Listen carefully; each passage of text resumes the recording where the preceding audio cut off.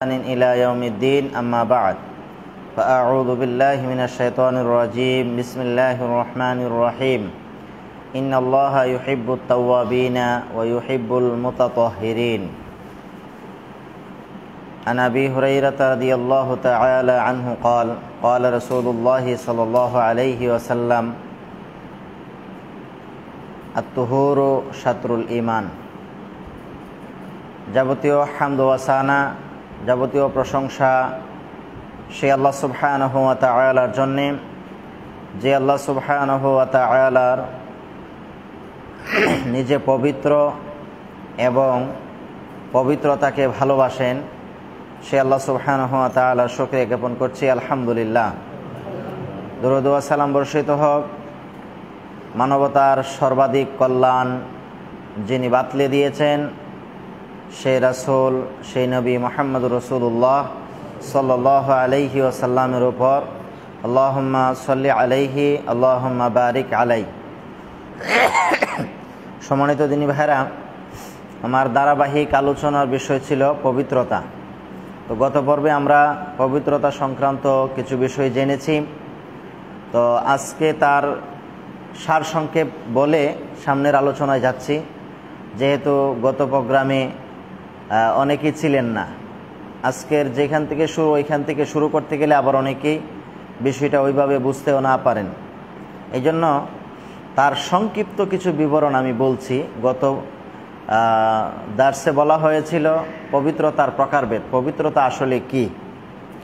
পবিত্রতা শব্দের শাব্দিক অর্থ হলো পবিত্র বা যেটা নাপাকির বিপরীত, অথবা নাপাককে দূর করা, ইজালাতুন নাজাসা, নাপাককে দূর করা।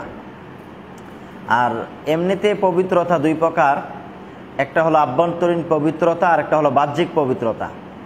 বাহ্যিক পবিত্রতা যেটা আমরা উজু, গোসল, তায়াম্মুম ইত্যাদির মাধ্যমে পবিত্রতা অর্জন করি। যেমন আমাদের শরীর যখন নাপাক থাকে, আমাদের যখন উজু না থাকে, আমরা যখন গোসল ফরজ হয় তখন আমরা গোসল করে তখন আমরা ইবাদত বন্দিগিগুলা করি।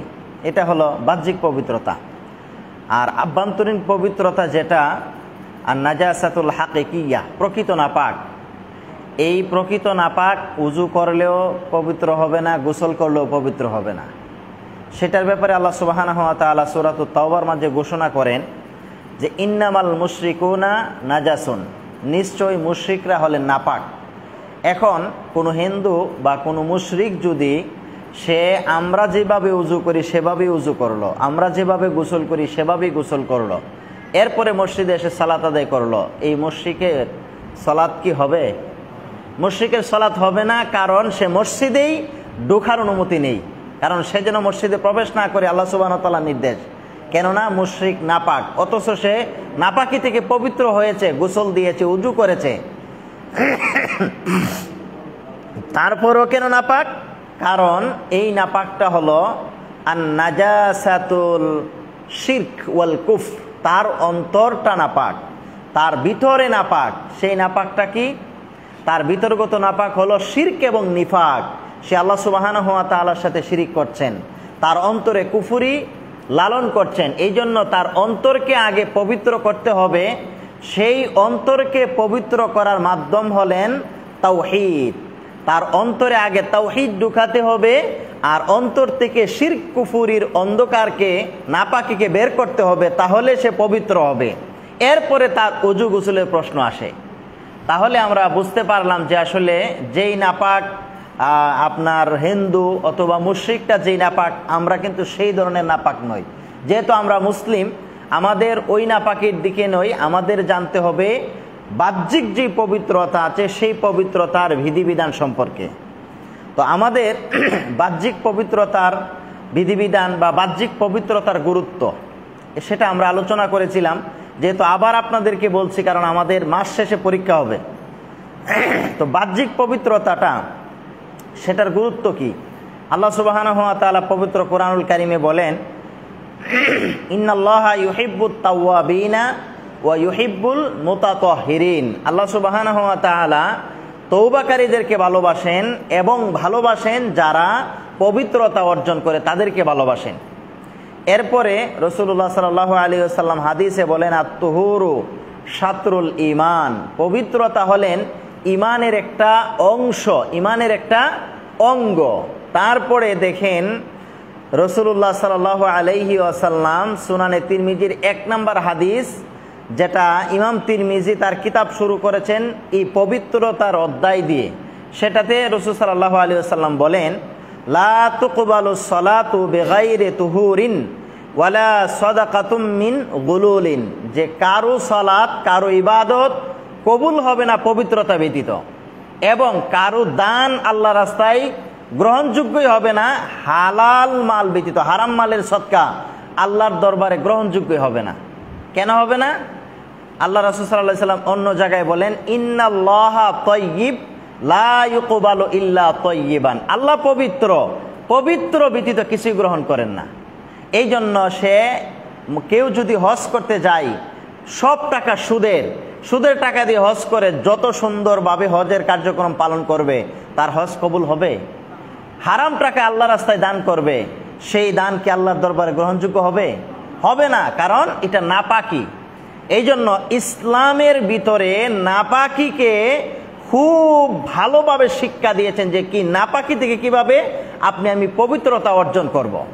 এই জন্য বলা হয় যে ইসলামে পবিত্রতাকে বলা হয় শিআর ইসলাম, অর্থাৎ পবিত্রতা হলেন ইসলামের যতগুলা সৌন্দর্য আছে সেই সৌন্দর্যের মাঝে অন্যতম একটা সৌন্দর্য হলেন তহারাত বা পবিত্রতা।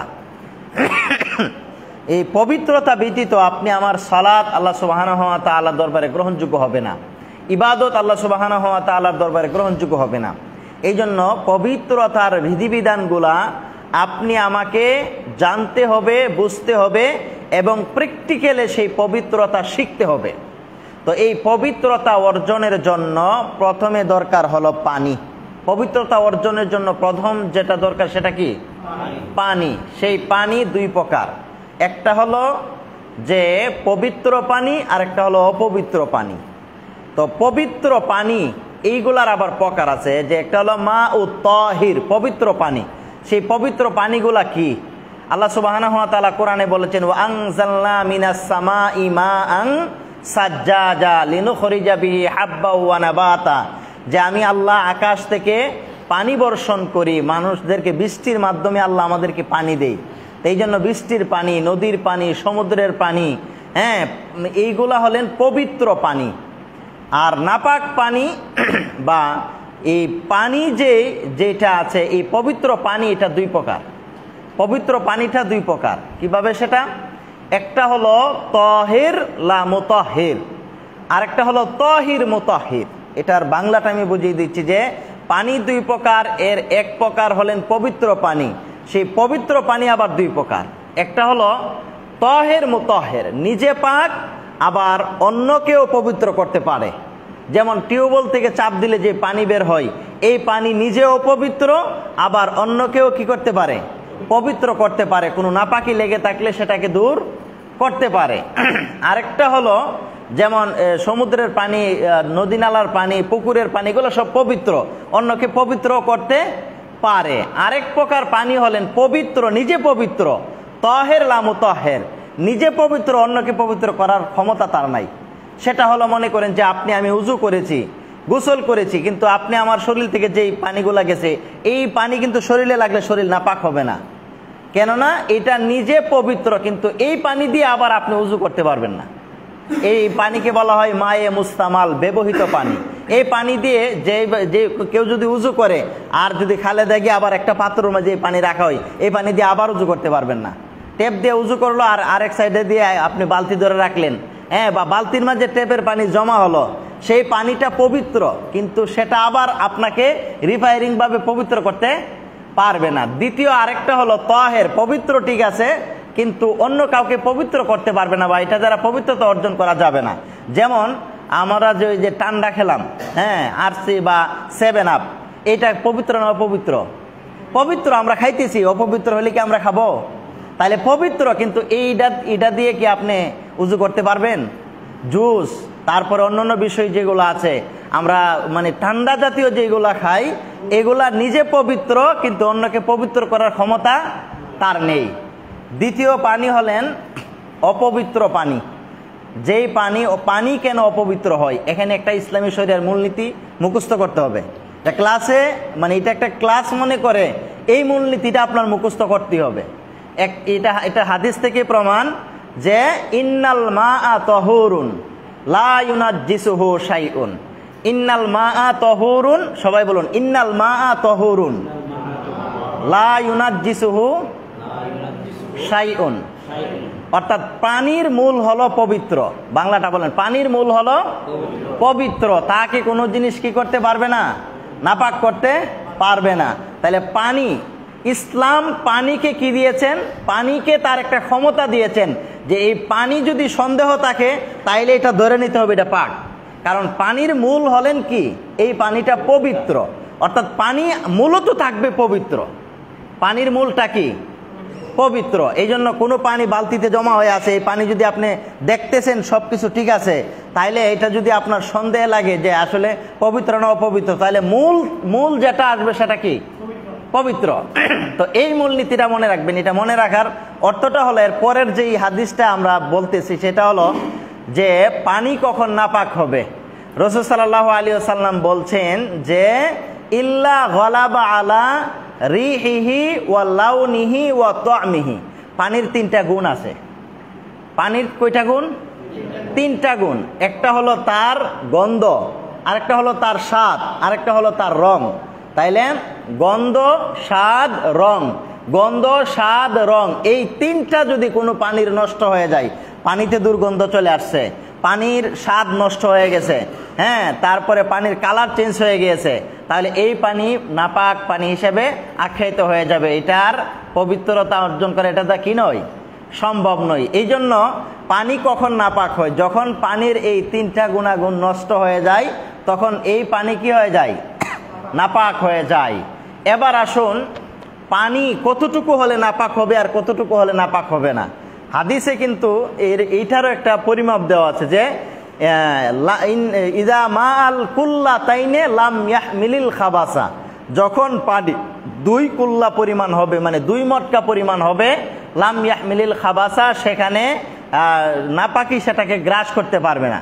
তো রাসূলুল্লাহ সাল্লাল্লাহু আলাইহি ওয়াসাল্লামের যুগে যেটা ছিল, নবী সাল্লাল্লাহু আলাইহি ওয়াসাল্লাম এইভাবে এটাকে দিয়েছেন। কেউ বলতেছেন আসলে এটার পরিমাপটা 130 কেজি করে একটা মটকা, 260 কেজি হলে, হ্যাঁ, তো এইরকম হলে সেটা আপনার হবে না। কিন্তু এইটাকে ব্যাপক করতে আমরা যখন নিব, বা মুহাদ্দিস বা ফকিহগণ এটাকে এমনভাবে বিশ্লেষণ করেছেন যে পানিকে পবিত্রতা কখন হবে, যদি কোনো আবদ্ধ পানি থাকেন। মনে করেন আমাদের যেই পানির যে গাজি ট্যাঙ্কগুলো আছে, এগুলো তো 500 লিটার 1000 লিটারের পানি থাকে। এখন এই পানিতে যদি কেউ প্রস্রাব করে দেয়, তাহলে এই পানি কি পাক থাকবে নাকি নাপাক হয়ে যাবে? নাপাক হয়ে যাবে। কেন হয়ে যাবে? এইটারও হাদিস আছে। রাসূল সাল্লাল্লাহু আলাইহি ওয়াসাল্লাম বলেন ইজা মানে মাউদ্দাইম, যখন লা ইয়াবুলান্না আহাদুকুম ফি মাইদ্দাইম, তোমাদের কেউ যেন আবদ্ধ পানিতে প্রস্রাব না করে। এই নিষেধাজ্ঞাটার কারণ হলো এইখানে যদি নাপাক পড়ে তাহলে এটার ভিতরেই থাকে, আর এইটার কারণে তার স্বাদরা নষ্ট হয়ে যাবে, তার মাঝে একটা দুর্গন্ধ চলে আসবে, এই জন্য এটা নাপাক হয়ে যাবে। এই জন্য আপনি আমি যখন আবদ্ধ পানি হবে, সে আবদ্ধ পানিতে যদি নাপাক পড়ে, তাহলে নাপাক পতিত হলে সেটা নষ্ট হয়ে যাবে। কতটুকু আবদ্ধ পানি? পুকুরের পানিও তো আবদ্ধ। পুকুরের পানি আবদ্ধ না? বা ছোট্ট একটা জলাশয় যদি আমরা করি, এটাও তো আবদ্ধ। তাহলে এইটার মাঝে কেউ যদি প্রস্রাব করে দিতে, নাপাক হয়ে যাবে। কিন্তু এইটার একটা মানে ফকিহগণ এটার একটা লিমিট দিয়েছেন যে পানি যখন দাহদর দা হবে, দাহদর দা বুঝেন? দাহদর দা হলন যে পানির এক সাইডে নাড়া দিলে এটার ঢেউটা গেছে অন্য সাইডে যাওয়ার আগে শেষ হয়ে যায়, মাঝখানে শেষ হয়ে যায়, এটাকে বলা হয় দাহদর দা। অর্থাৎ চতুর্দিকে 10 হাত 10 হাত করে 40 হাতের বাউন্ডারি, এইরকম যদি হয়, আর এর এক সাইডে যদি নাপাক পরে অপর সাইডে দিয়ে উজু করা যাবে, বা তার পানি নাপাক হবে না, কারণ পানি এইখানে বেশি পানির অন্তর্ভুক্ত হয়ে যাবে। যেমন কোনো পুকুরের মাঝে যদি এক কোনায় বাথরুমের টাঙ্কিও থাকে, আর আরেক কোনা দিয়ে সে উজু গোসল সব কিছু চলবে, পুকুরের পানি নাপাক হবে না। কেন হবে না? এখানে বেশি পানি। আবার সাগরের মাঝে বা কোনো জলাশয় অথবা আপনার নদীতে যেই পানি প্রবাহমান, এই প্রবাহমান পানি আবার সহজে নাপাক হবে না। কেননা প্রবাহমান পানিতে নাপাক করলে সেই নাপাকে আর স্থির থাকে না। এই জন্য এই নাপাকি যখন চলে যায়, পরবর্তীতে আবার আপনি উজু করতে পারতেছেন, সাথে সাথে নাপাকি সেখান থেকে কি হয়ে যাচ্ছে, দূর হয়ে যাচ্ছে। এটা হলো প্রবাহমান পানি। তো আমরা বুঝতে পারলাম যে আসলে পানি কিভাবে অপবিত্র হয়, আর পানির মূল যে বিষয়টা আছে সেটা হলো কি, পবিত্র। এবার আরেকটা মূলনীতি শিখি। সেই মূলনীতিটা হলো, এর আগে যে মূলনীতিটা শিখলাম যে পানি হলো কি, পবিত্র, তাকে কোনো কিছু কি করতে পারে না, নাপাক করতে পারে না। পানির মূল হলেন পবিত্র। এটা হলো 1 নাম্বার উসুল, শরিয়ার উসুল বা মূলনীতি। 2 নাম্বার উসুল, 2 নাম্বার উসুল হলেন আল ইয়াকিনু লা ইয়াজুলু বিশাক। আল ইয়াকিনু লা ইয়াজুলু বিশাক, সন্দেহ কখনো মানুষের নিজের নিশ্চিন্ততাকে সরিয়ে দেয় না। এটা কি বুঝতে পারলেন? এটা হলো আমরা অনেক সময় সালাত আদায় করতেছি, যখন সেজদায় যাই অথবা রুকুতে যাই, মনের ভিতরে শয়তান একটা কাজ করে, আরে আমার হাওয়া কি বের হলো কি হলো না। অথবা অনেক সময় সালাত পড়তেছেন, আপনি আগে মাগরিবের আগে আপনার উজু ছিল, এশারের আগে মাগরিবের উজু ভাঙেন নাই, উজু ছিল, এশারের সালাতে দাঁড়িয়ে গেছেন, মনের ভিতরে শয়তান হঠাৎ করে আপনার আয়সা একটা সন্দেহ ঢুকিয়ে দিবে যে আসলে উজুটা কি আছে নাকি নাই, উজুটা কি আছে নাকি নাই। এরকমও হাদিস আছে যে ইদা দাখালা আহাদুকুম ফিস সালাত, তোমাদের কেউ যখন সালাতে দাঁড়ায় তখন শয়তান ফায়ানফুখু ফি মাকআদিহি, শয়তান তোমাদের পায়খানা রাস্তার মধ্যে ফু দেয়। ফু দিলে একটা সন্দেহ তৈরি হয় আমাদের যে হাই কি কোনো কিছু কি ছেড়ে দিলাম নাকি আছে, উজুটা কি আছে নাকি চলে গেছে, আছে নাকি চলে গেছে, এরকম একটা সন্দেহের মাঝে আপনি পড়ে যাবেন। বা এইরকম পরে অনেকে, আমরা অনেক সময় এরকম হয়। তো এইরকম হলে ইসলামী শরিয়া আপনাকে কি শিক্ষা দিচ্ছে, আপনি কি করবেন? তো এই ক্ষেত্রে আপনাকে যে মূলনীতি শিক্ষা দিয়েছেন যে এইরকম একটা সমস্যার কথা আমি বললাম, এরকম বহু সমস্যা তোমার হতে পারে। তো এইরকম সমস্যা যখন দেখা দিবে, ইসলামী শরীয়ত শিক্ষা দিয়েছে যে আল ইয়াকিন, তোমার যদি নিশ্চিত নামাজের আগে তুমি চিন্তা করছো যে আমার উজু আছে, এই জন্যই তো আমি এসব নামাজে দাঁড়িয়েছি, তাহলে এই সন্দেহের দ্বারা উজু ভাঙবে না। উজু আছে নিশ্চিত করে নিতে হইব যে অবশ্যই উজু আছে, সন্দেহ এখন আসতেছে। এরপরে দেখেন হাদিসে আরেকটা বিষয় আছে যে যখন তোমাদের কেউ সালাতের মাঝে এমনটা মনে করে যে সে হাওয়া দিয়েছে, হ্যাঁ, তখন সে ততক্ষণ পর্যন্ত সালাত ছাড়বে না যতক্ষণ পর্যন্ত সে লাম ইয়াজিদ রিহান আও সাউতান, যতক্ষণ পর্যন্ত তার নাকে তার দুর্গন্ধ না যাইবে, যতক্ষণ পর্যন্ত তার কানে আওয়াজ না শুনবে, ততক্ষণ পর্যন্ত সে সালাত ছাড়বে না। তাহলে দেখেন ইসলাম কত সহজভাবে আপনি আমাকে দিয়েছেন যে আপনি আমার যখন সালাতের ভিতরে এরকম সমস্যা তৈরি হবে তখন এই সমস্যার সমাধানের জন্য কি করতে হবে।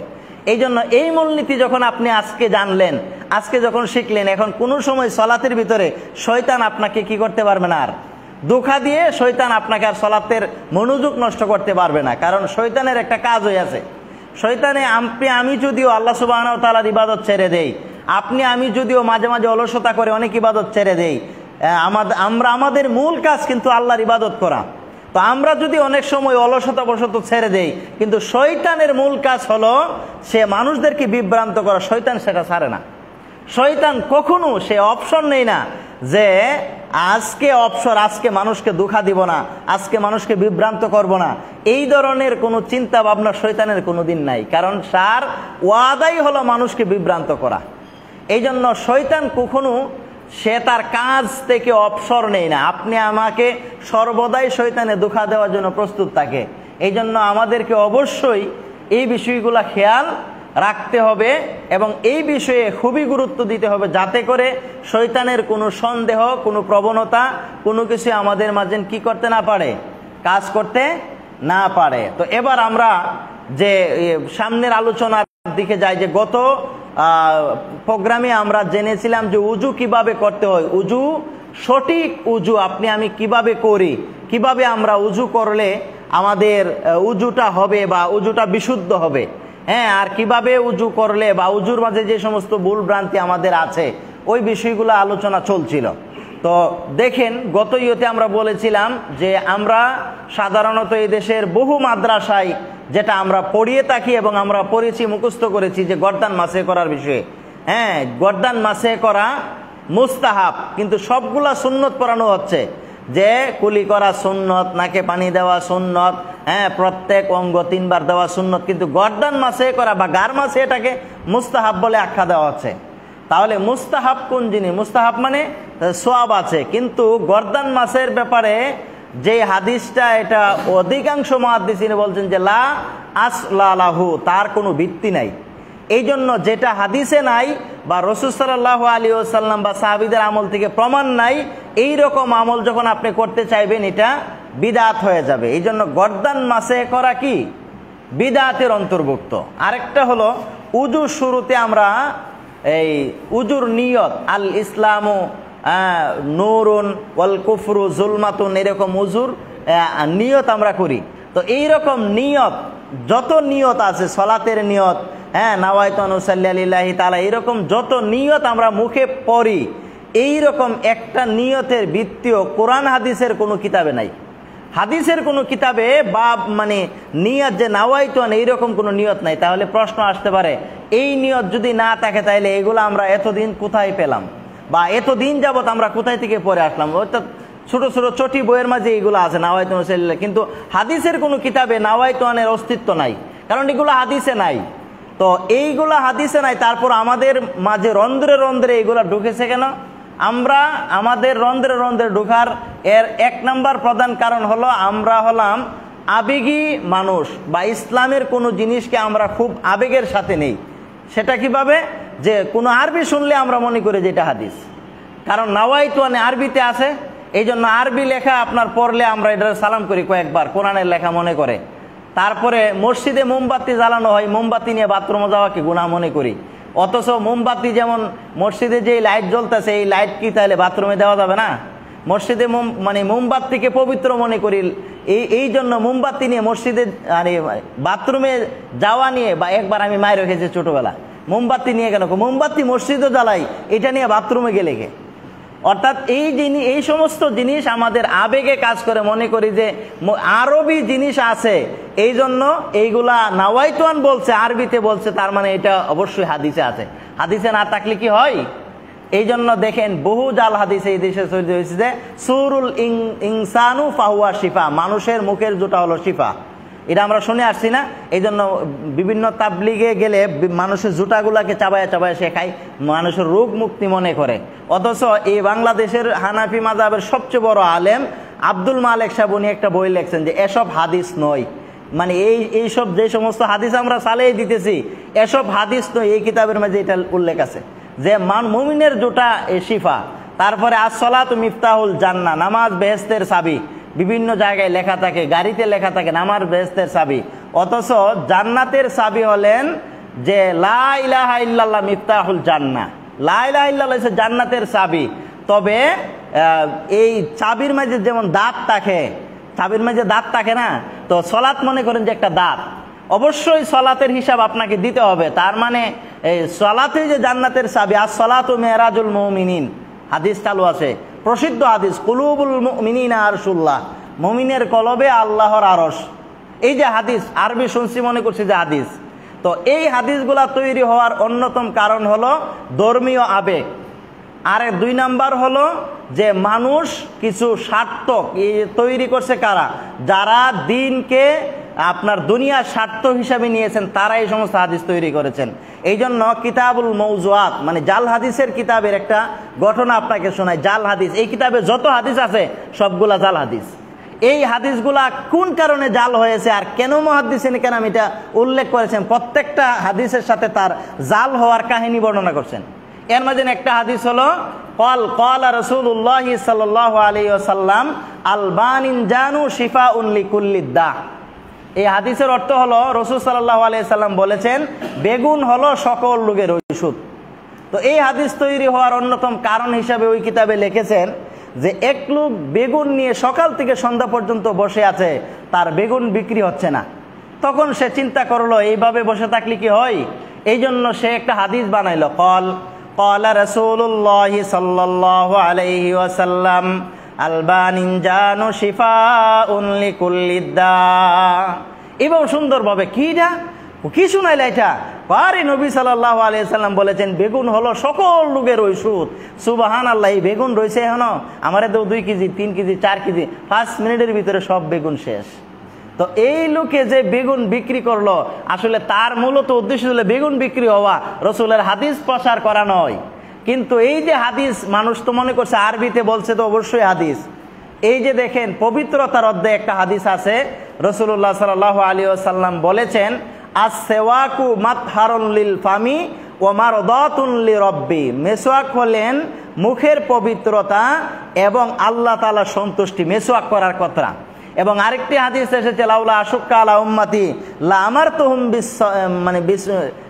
বিসওয়াকি আলা কুল্লি সলাতিন, যে আমার উম্মতের কঠিন হয়ে যাবে এই জন্য, আর নাই তো আমি আদেশ দিতাম আমার উম্মতদেরকে প্রত্যেক উজুর সময় যেন সে কি করে? মেসওয়াক করে। প্রত্যেক সলাতের সময় সে যেন কি করে? মেসওয়াক করে। তো এই মেসওয়াকের ফজিলত শুনে অনেকেই দেখবেন যে নিমের ডাল দিয়ে মেসওয়াক বিক্রি করে, বলে যে জৈতুনের ডাল দিয়ে মেসওয়াক করুন, জৈতুনের ডাল দিয়ে মেসওয়াক করা সুন্নত। এরকম নিমের মাজন বিক্রি করতেছে, নিমের মাজনওয়ালাও বলতেছে দেখেন যে আপনারা নিমের কালো ছাই দিয়ে মেসওয়াক মানে দাঁত মাজবেন, নিমের ছাই দিয়ে আল্লাহর নবী মেসওয়াক করেছেন, দাঁত মেজেছেন, এই জন্য এটা সুন্নত। এই জন্য একটা মানুষ মনে করে 20 টাকা একটা নিমের বোতল, আর এই সুন্নত পালনও হইলো, দাঁতও পরিষ্কার হইলো, এই নিয়ে সমস্যা কি? 20 টাকা দিয়ে একটা নিমের ছাই কিনে ফেলে, মানে মানুষ কিনে ফেলে, আবেগ, ধর্মীয় আবেগ আছে, সুন্নত পালন করবে। অথচ তাদের ব্যাপারে রাসূল সাল্লাল্লাহু আলাইহি ওয়াসাল্লাম কত বড় হুঁশিয়ারি দিয়েছে জানেন?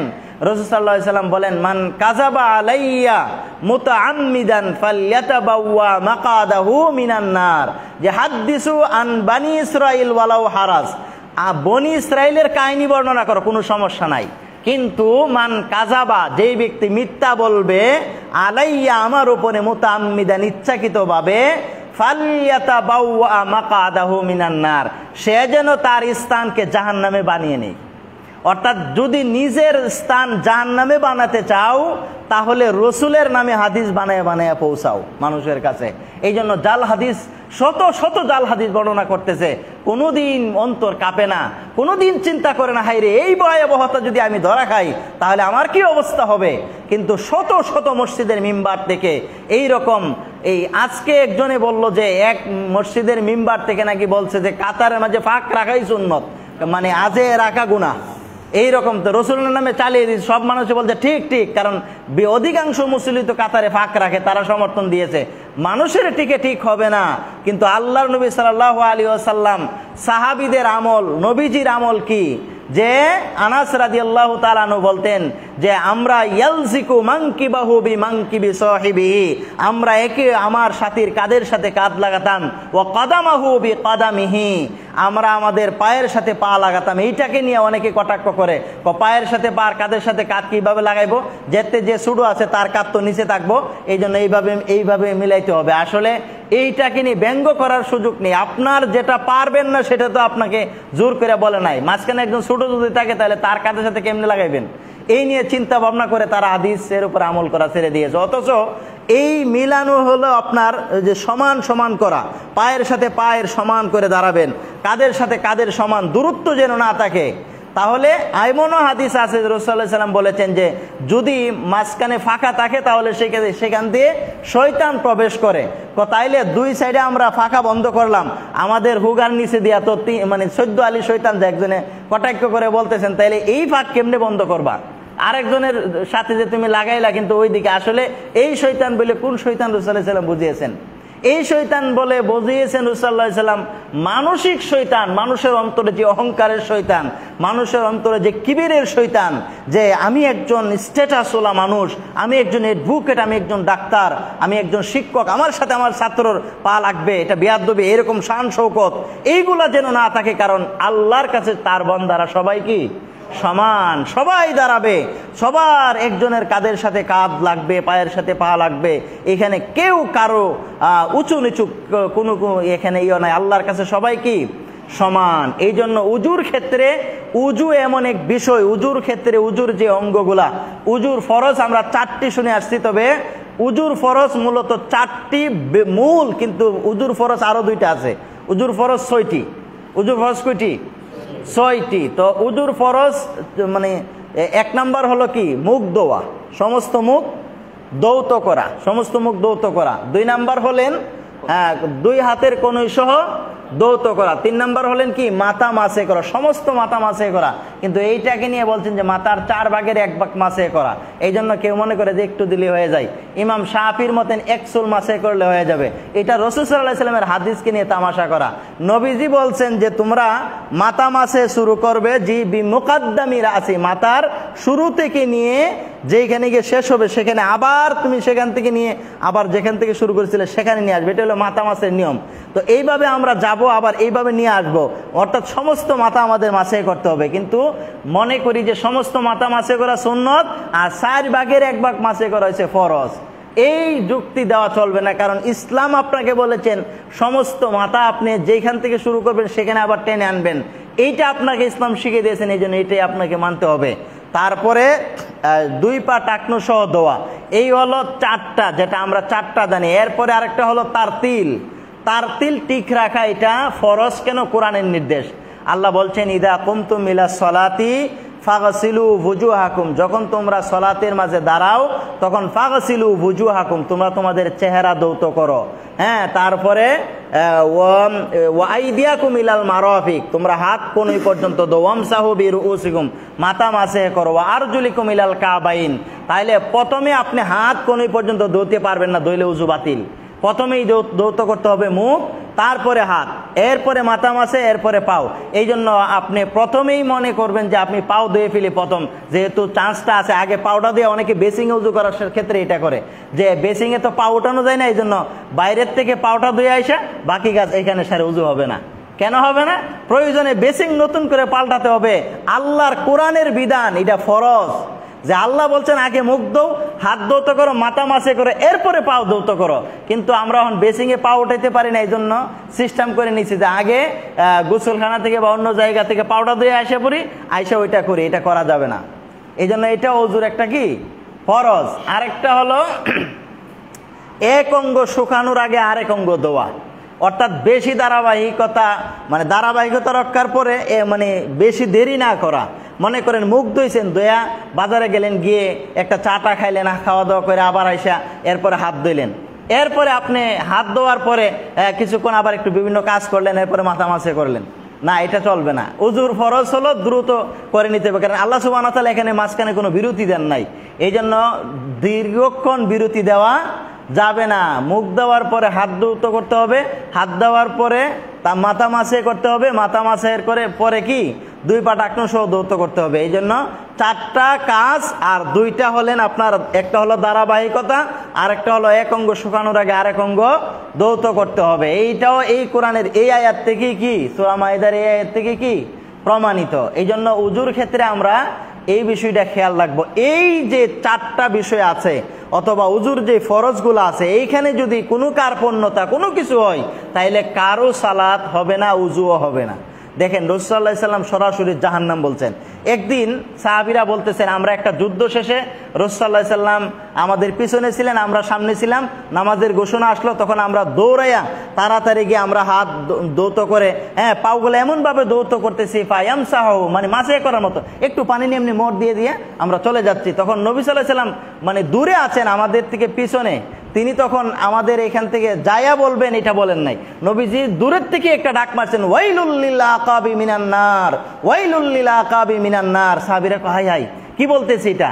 অর্থাৎ ধ্বংস তাদের জন্যে যাদের গোড়ালিগুলা শুকনা আছে, ধ্বংস তাদের জন্যে যাদের উজুর অঙ্গ শুকনা আছে।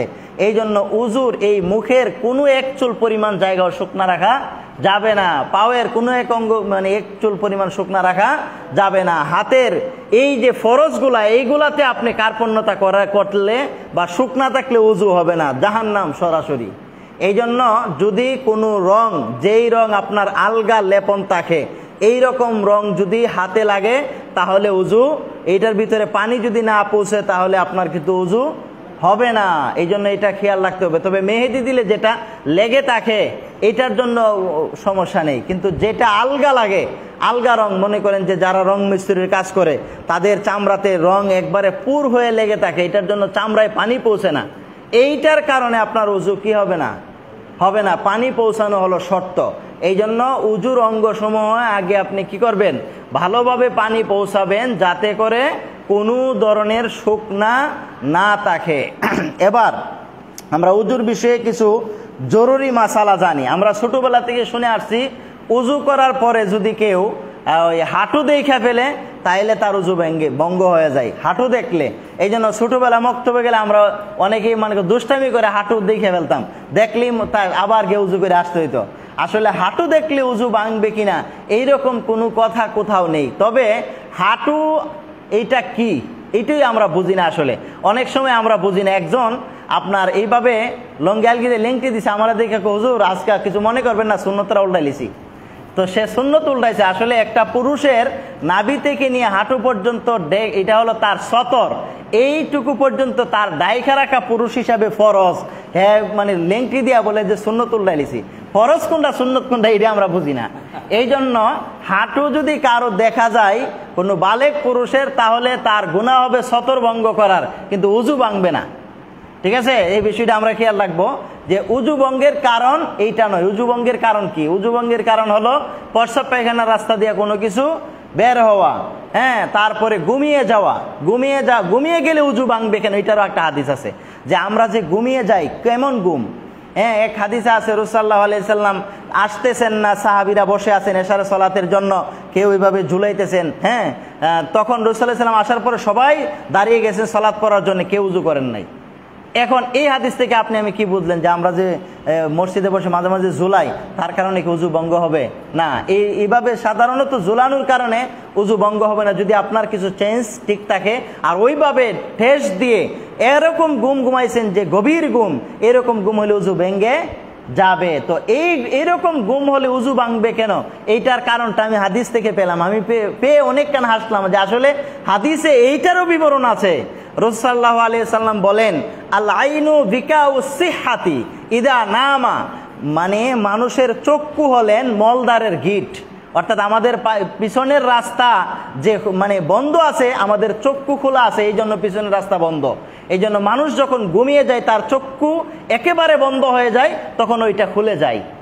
দেখেন এই যে বিজ্ঞান প্রমাণ, আজকে আপনি দেখেন রাসূলুল্লাহ সাল্লাল্লাহু আলাইহি সাল্লাম কত সুন্দর, এই জন্য ওইটা খুলে যায়। এই জন্য গভীর ঘুমিয়ে গেলে মানুষের উজু ভেঙে যায়, কারণ সেটা যখন খুলে যায় তখন তার পেট থেকে বাতাস বের হতে পারে, হ্যাঁ, তারপরে বিভিন্ন কিছু হাওয়া ভিতরে ঢুকতেও পারে, এই জন্য তার উজু ভঙ্গ হয়ে যাবে। তাহলে দেখেন চোখ যে মলদারের গিট, এটা আমরা কোনোদিন শুনেছি? অথচ হাদিস দ্বারা সহিহ হাদিসে আছে যে চোখ হলো মলদারের গিট। এটা মানে চক্ষু মানুষ যখন সজাগ থাকে তার উজু ওই সাধারণত মানে ভঙ্গ হয় না। ইচ্ছাকৃতভাবে যদি সে হাওয়া না ছাড়ে, তাহলে হাওয়া ছাড়লে ইচ্ছাকৃত ছাড়তে হবে, তার চোখ খোলা আছে, এখন এটা বন্ধ থাকবে, ওইটা অটোমেটিক বন্ধ থাকবে। আর যখন ঘুমিয়ে যায় মানুষ, ঘুম যখন লেগে যাবে তখন ওইটা কি অটোমেটিক খুলে যাবে। এই জন্য ঘুমাইলে আপনি আমার কি হয়ে যায়, উজু ভেঙ্গে যায়। তারপরে 2 নাম্বার যে মাসালাটা আমরা জানবো যে গোসলের সময় আমরা অনেক সময় গোসল করি। গোসলের সময় যে আমরা গোসল করতে গিয়ে আমরা অনেক সময় শরীর আপনার সাবান দিয়ে মাজতে গিয়ে সরাসরি লজ্জাস্থানে হাত পড়ে, সরাসরি কাপড় ছাড়াই লজ্জাস্থানে হাত পড়ে। এখন আমাদের উজু ভঙ্গ হবে কি হবে না? এই অবস্থায় আপনার উজু, এই ব্যাপারে 2টা হাদিস আছে। একটা হাদিস হলো যে মান মাসসা যাকারাহু ফালইয়াতাওয়াজ্জা, কেউ যদি তার লিঙ্গকে স্পর্শ করে সে যেন উজু করে। আরেকটা আছে রাসূলুল্লাহ সাল্লাল্লাহু আলাইহি সাল্লামের কাছে গিয়ে একজন সাহাবী বলতেছেন, ইয়া রাসূলুল্লাহ, হ্যাঁ আমরা তো মাঝে মাঝে এরকম আমাদের হাত পড়ে যায়, এখন আমরা কি করব? নামাজের মাঝে তো অনেক সময় হাত জানি দেই বা এরকমটা হয়, তখন কি করি? নবী সাল্লাল্লাহু আলাইহি সাল্লাম বললেন, হুয়া বুযাতুম মিন্নি, এটা তো আমাদের শরীরের একটা অঙ্গ, তাহলে নাকে হাত দিলে উজু ভাঙবে না, হাত দিলে উজু ভাঙবে কেন? এইরকমটা বললেন। তো দুটোটাই হাদিস, এখন আপনি কোন দিকে যাবেন? এইটার একটা সমাধান দিয়েছেন মুহাদ্দিসিনে কেরাম। এটা হলো যে যদি কেউ লজ্জাস্থানে উজু করার পরে সলাতরত অবস্থায় যদি বা উত্তেজনার সহিত যদি সরাসরি কাপড় ছাড়া হাত দেয় তাহলে উজু ভাঙবে। আরেকটা হলো যদি কাপড়ের উপরে দিয়ে হাত দেয় তাহলে উজু ভঙ্গ হবে না। তো ওইখানে গোসলখানায় যখন আপনি করতেছেন, গোসলখানায় আপনার মানে কাপড়ের উপরে দিয়ে যদি বা গোসল করলে উজু হবে কিনা, এখানেও একটা বিষয় আছে। গোসল করলে উজু যদি নিয়ত না করেন তাহলে কিন্তু উজু হবে না, আবার উজু করতে হবে। আবার যদি গোসলের সময় আপনি নিয়ত করেন যে নামাজ পড়বো, গোসলটা করে নামাজ পড়বো, এই জন্য আপনি হাত ধুলেন, কুলি করলেন, নাকে পানি দিলেন, হ্যাঁ, তারপরে আপনি গোসল করে ফেললেন, গোসলের ফরজগুলো আপনি আদায় করে গোসল করে ফেললেন, কারণ আপনার মনে মনে নিয়ত আছে যে কি গোসলটা করে আমি উজু করব, তাহলে আপনার এই গোসল করে আপনি উজু মানে সালাত আদায় করতে পারবেন, কারণ আপনার তো উজু হয়ে গেছে, আপনি নাকে পানি দিয়েছেন, উজুর বেসিক যেগুলো আছে মাথা মাসে করে ফেললেন, হাত নাত সবগুলা ধুয়ে ফেললেন, আপনার উজু হয়ে যাবে। তো এইখানে যেটা আমরা বুঝতে পারলাম যে উজু অবস্থায় যদি উজু শেষ বা গোসল শেষ, গোসল করা অবস্থায় সমস্যা নেই, যখন গোসল শেষ হয়ে যাবে আপনার সমস্ত অঙ্গ সবভাবে ধৌত করে আপনি যখন যাবেন তখন আর সরাসরি স্পর্শ করবেন না। এইখানে আরেকটা বিষয় আছে যে এইটা নিয়ে একটা ইখতিলাফি মাসালা, যে কেউ বলেছেন যে যদি হাত দেয় উত্তেজনার সহিত হাত দিলে উজু ভাঙবে, উত্তেজনা ছাড়া যদি হাত দেয় তাহলে উজু ভঙ্গ হবে না। এবার আসুন যে উত্তেজনা যদি কারো কোনো কামবাপ চলে আসে, এরপরে তার উজু সালাতের মাঝে যদি তার কামবাপ চলে আসে, তার উজু ভঙ্গ হবে কি হবে না, এইখানেও দুইটা মাসালা। আল্লাহর নবীর সাহাবী আলী রাদিয়াল্লাহু তাআলা আনহু সরাসরি মিকদাদকে পাঠাইলেন, কারণ এইরকম লজ্জার বিষয়টা উনি যেহেতু মেয়ের জামাই নবীদের কাছে জানতে পারতেছে না, তখন তিনি মিকদাদকে ডেকে আনলেন। মিকদাদ একজন সাহাবী, তাকে ডেকে এনে বলতেছেন আনা রজুলুম মাজ্জান, আমি একজন মানে যৌন শক্তি বিশিষ্ট পুরুষ, আমার মাঝে মাঝে এরকম উত্তেজনা চলে আসে, যখন উত্তেজনা শেষ হয়ে যায় তখন আমার সামান্য কিছু ডিমের ভিতরে যেই সাদাইও তাকে এরকম লালা আমার কি হয়, মজি বের হয় আর কি, মজি বের হয়, এটাকে বলা হয় মজি। তো এটা বের হয়, এটার জন্য আমি কি করব? তো নবীজির কাছে তো বলতে পারতেছেন, মিকদাদকে পাঠাইলো। মিকদাদ গিয়ে বলতেছেন ইয়া রাসূলুল্লাহ, আমাদের যদি উজু অবস্থায় হঠাৎ করে উত্তেজনা আসলো, অথবা উজু অবস্থায় আপনি স্ত্রীকে চুম্বন করলেন, আপনার এইরকম চুম্বন করার পরে আপনি মসজিদে আসতেছেন, উজু ছিল, কিন্তু পরবর্তীতে দেখলেন যে আপনার মজি বের হয়েছে, তখন কি করবেন? তো এইটার জন্য রাসূলুল্লাহ সাল্লাল্লাহু আলাইহি ওয়াসাল্লাম বলছেন ফিহিল উজু, এটার জন্য উজু করতে হবে। তাহলে মজি বের হলে উজু ভেঙে যাবে। আর যদি স্ত্রীকে উজু করার পরে স্ত্রীকে চুম্বন করছেন, কোনো কিছু মজি বের হয় নাই, আপনার উত্তেজনা সেইভাবে আসে নাই, তাহলে আপনি এইভাবেই সালাত আদায় করতে পারবেন, কোনো অসুবিধা নেই। 3 নাম্বার, মেয়েদের মাথা থেকে কাপড় পরে গেলে উজু ভঙ্গ হবে কিনা। আমাদের দেশে মেয়েরা এমনিতে পর্দা করুক আর না করুক, যখন আজান দেয় মাথায় কাপড় দেয়। কেন মাথায় কাপড় দেয়? আজানটা দিলেই মনে করে যে মাথায় কাপড় দেওয়া ফরজ, আর কিছু করে, যখন আজান শেষ কাপড় ফালায় আবার দৌড়, যা ইচ্ছা অন্য কিছু করে। তো এইটাকে একটা ফ্যাশন মনে করে নিয়েছে যে আজান দিলে মাথায় কাপড় দিয়ে, এটার একটা কারণ আছে।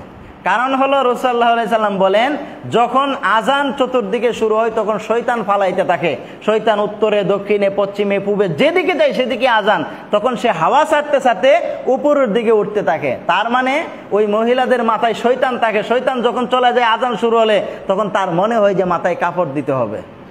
কাপড় মাথায় তাদের দেখে রাখা পর পুরুষের সামনে সবসময় ফরজ, কিন্তু শুধু আজান দিলে দেই, মানে শয়তান থাকে না, আবার আজান যখন শেষ হয়ে যায় শয়তান আসে, আবার মাথা থেকে কাপড় ফেলে দেয়।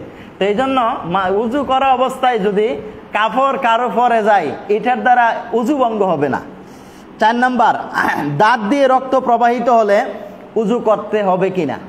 এটা কিন্তু আমরা জানি যে দাঁত দিয়ে রক্ত বের হলে উজু ভেঙে যাবে, কারণ ওই আমরা মুখস্থ করছি যে উজুর সঙ্গে রক্তের ভাগ সমান বা বেশি হওয়া, এইটা মুখস্থ করছি ছোটবেলা থেকেই। কিন্তু আসলে দাঁত দিয়ে রক্ত একটু বের হলে বা সামান্য রক্তের জন্য শরীর থেকে, এটা সরাসরি কোনো হাদিস নাই যে রক্ত বের হলে উজু ভঙ্গ হবে। সামান্য রক্ত, একটু রক্ত যদি বের হয়, এটার জন্য আপনার উজু ভঙ্গ হবে না। কিন্তু এটা আমিও জানতাম না, আমিও দাঁত থেকে রক্ত আসলে দেখা গেছে অনেক সময় গিয়ে আমরা উজু করি, কিন্তু দাঁত দিয়ে সামান্য কিছু রক্ত আসলে এইটার জন্য উজু করতে হবে না। তবে এরকম রক্ত আপনার খুব দিছে, আপনার শরীর কেটে গেছে, সারা শরীর বেয়ে রক্ত পড়তেছে, তখন তো আপনার উজু অবশ্যই ভঙ্গ হবে। কিন্তু দাঁত দিয়ে বা সামান্য রক্ত আসলে এটার জন্য উজু করতে হবে না। 5 নাম্বার, বমি হলে উজু ভঙ্গ হবে কিনা। এইটাও বমি হলে উজু ভঙ্গ হবে না, কিন্তু আমরা মনে করি যে বমি হলে উজু ভঙ্গ হবে, এটা সিয়াম ভঙ্গের কারণ, ওইখান থেকে কিয়াস করে আনছে যে ওটা উজু ভঙ্গ হয়ে যাবে, যে সামান্য বমি হয়েছে তার জন্য আপনার উজু করতে হবে না। তারপরে 6 নাম্বার, উজু অবস্থায় ঘুমিয়ে গেলে করণীয় কি। এটা তো আগে আলোচনা হয়েছে। এখন হইলো মানে পট্টি, ব্যান্ডেজ, অথবা কোনো ক্ষত স্থানে উজু করার সময় এগুলো আপনি কি করবেন। এখন আপনার এইখানে কেটে গিয়েছে, এখানে 3টা সেলাই দিয়েছেন, এখন এই জায়গাকে আপনি ব্যান্ডেজ করে রেখেছেন, উজু করতে হলে আপনার এইগুলাতে আপনার দ্বৈত করতে হবে। এখন আপনি কি করবেন, এই জায়গায় করণীয় হলো যে বাকি যেই জায়গা ব্যান্ডেজ ছাড়া আছে বাকি জায়গা দ্বৈত করবেন, এই জায়গায় শুধু পানি দিয়ে মোচন করে দিবেন, এটাতে আপনার হয়ে যাবে, এই জায়গায় না ধুইলেও চলবে। ইসলাম আপনাকে কত সহজ করে দিয়েছেন। ইসলামে মোজার উপর মাসে করাকে কেমন করে দিয়েছেন দেখেন। মোজার উপর মাসের বিষয়ে ইসলাম দিয়েছেন যে যদি কেউ পবিত্র উজু গোসল করে, হ্যাঁ, পবিত্র অবস্থায় মোজা পরে নেই, হ্যাঁ, মোজা যদি পরে নেই, তাহলে সে যদি বাড়িতেও থাকে একদিন এক রাত পর্যন্ত উজু ভঙ্গ হইলে মানে মুখ আর আপনার মাথা মাঝে হাত ধুয়ে দইলে চলবে, পাও দইতে করতে হবে না, পাওয়ের উপরে দিয়ে কি করবে, শুধু এইভাবে শুধু মাসে করবে, তাহলে চলবে। আর মুসাফির হলে 3 দিন 3 রাত সে পাও না ধুয়া মোজা না খুললেও চলবে, শুধু মোজার উপরে একটু একটু মাসে করে নিবে, শেষ হয়ে গেল। তো এই জন্য বেন্টি অথবা মানে পট্টি, বেন্টেজ এগুলা যদি তাকে পানি ব্যবহার করলে ডাক্তার বলছে যে ক্ষতি হবে, বা বেন্টেজ এখন খুলতে পারতেছে না, তাহলে ওই জায়গায় আপনি কি করবেন, হাত দিয়ে মাসে করবেন।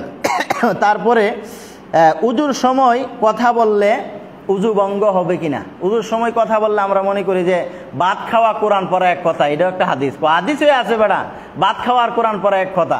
তাইলে কোরআন পড়লে প্রতি হরফে 10টি করে নেকি হয়, একটি ভাত খেলে কয়টি নেকি কেউ দেখাইতে পারবে কেউ? তাহলে ভাত খাওয়ার কোরআন পড়া কিভাবে সমান হয়? কোরআন পড়লে তো প্রতি হরফে 10টি করে নেকি, কিন্তু আমরা বলি যে ভাত খাওয়া কোরআন পড়া এক, তাইলে প্রত্যেকটা ভাত খেলে কয়টা করে নেকি দেখাইতে পারবেন কোথাও? তাইলে বলি যে উজুর সময় কি করা যাবে না, কথা বলা যাবে না। প্রয়োজনীয় কথা আপনি উজুর সময় বলতে পারবেন, এর জন্য কোনো সমস্যা নেই।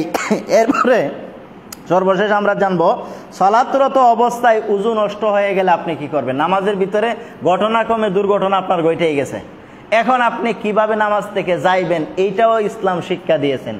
আপনার যখন নামাজের ভিতরে উজু ভঙ্গ হয়ে যাবে, ইসলাম শিক্ষা দিয়েছেন নাকে ধরবেন, ঠিক আছে? আপনার অন্য সমস্যার কারণে উজু ভঙ্গ হয়েছে, উজু আপনার ছিলই না, নামাজে দাঁড়িয়ে হঠাৎ মনে হয়েছে আরে উজু দিয়ে করি নেই, ঘুরে ঘুরে এসে প্রস্রাব করছিলাম যে ফায়াদা ভুলে গেছি, এখন আপনার উজু নাই, কিন্তু সলাৎ থেকে সামনের কাতারে আছেন আপনি, শরমে বেলে যায় এখন শেষ করে লাই, পরে আবার এটা সিস্টেম করে করুন না, কারণ লজ্জার একটা বিষয় আছে।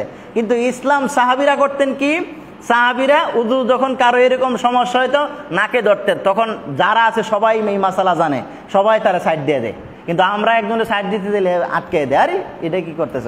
এই যে দেখেন হাদিসটা আবু দাউদের 1114 নম্বর হাদিস, রাসূলুল্লাহ সাল্লাল্লাহু আলাইহি ওয়াসাল্লাম বলেন, ইদা আহদাসা আহাদুকুম ফি সলাতিহি ফালইয়াখুয বিআনফিহি, তোমাদের কারো যখন সলাতরত অবস্থায় এরকম সমস্যা হবে, তখন তোমরা ফালইয়াখুয, তোমরা ধরো, বিআনফিহি, তোমরা তোমাদের নাকে ধরো, সুম্মা লিয়ানসারিফ, তারপরে নাকে ধরে সোজা বাইরে যাও। আর এই এই মাসালা যদি আমরা যারা এখানে আছে সবাই আমরা শুনলাম, এখন যদি আমরা একসাথে জামাতে সালাত আদায় করতেছি, এখন আমাদের একজনের যদি উজু ছুটে যায়, সে যদি নাকে ধরে আমরা কি তারা আর ই করবো, আটকামো? তো নাকে ধরলে আপনি আমার মাথা কি আসবে, তার উজু নাই। নাকে ধরলে আমরা বুঝবো কি তার উজু নেই। এরপরে দেখেন ইমাম সাহেবের যদি উজু ছুটে যায়, ইমাম সাহেব যাকে টান দিয়ে দিবে তাকে কি বলবে? ইমাম সাহেবও নাকে হাত দিয়ে তাকে টান দিবে, কিন্তু সলাতের মাঝে ইমাম সাহেব সেজদার আয়াত পড়ছিল, তাকে কি বলবে? তো এইটারও একটা আছে যে তাহাকে মুখের দিকে ইশারা করবে, নাকে ধরবে আর মুখে ইশারা দিয়ে বলবে যে এরপরে সেজদা আছে, তুমি পরে সেজদা দিয়ে দিবা। তো দেখেন ইসলাম প্রত্যেকটা বিষয়েরই বিস্তারিত বিবরণ এবং তার পিছনে কোন কারণ, কিভাবে আমরা শিখব, প্রত্যেকটা বিষয়ের বিস্তারিত বিবরণ আমাদেরকে শিক্ষা দিয়েছেন। এই জন্য ইসলাম বুঝতে হলে, জানতে হলে নিয়মিত আমাদেরকে পড়াশোনা করতে হবে, নিয়মিত দার্সে উপস্থিত হতে হবে, তাহলে আমরা অনেক কিছু জানতে পারবো। আর জানা জিনিসই আবার জানার নামই হলো মুমিন, কারণ ওয়াযাক্কির ফাইন্না যিকরা তানফাউল মুমিনিন, মুমিনদেরকে তোমরা বলো, উপদেশ দাও, এই উপদেশগুলাই মুমিনদের উপকার আসবে। জানেন এই বিষয়টা, আবার জানেন, আবার জানছেন বিষয়টা, আবার জানেন, যত জানবেন তত ঈমান মজবুত হবে। এই জন্য আল্লাহ সুবহানাহু ওয়া তাআলা আমাদেরকে উজুর যে সমস্ত মাসালা বর্ণনা করা হলো ওই সমস্ত বিষয় ভালোভাবে বোঝার তৌফিক দান করুন, আল্লাহুম্মা আমিন। আকুলু কওলি হাযা আস্তাগফিরুল্লাহ লি ওয়া লাকুম ওয়া লিসাইরিল মুসলিমিন। আসসালামু আলাইকুম ওয়া রাহমাতুল্লাহ।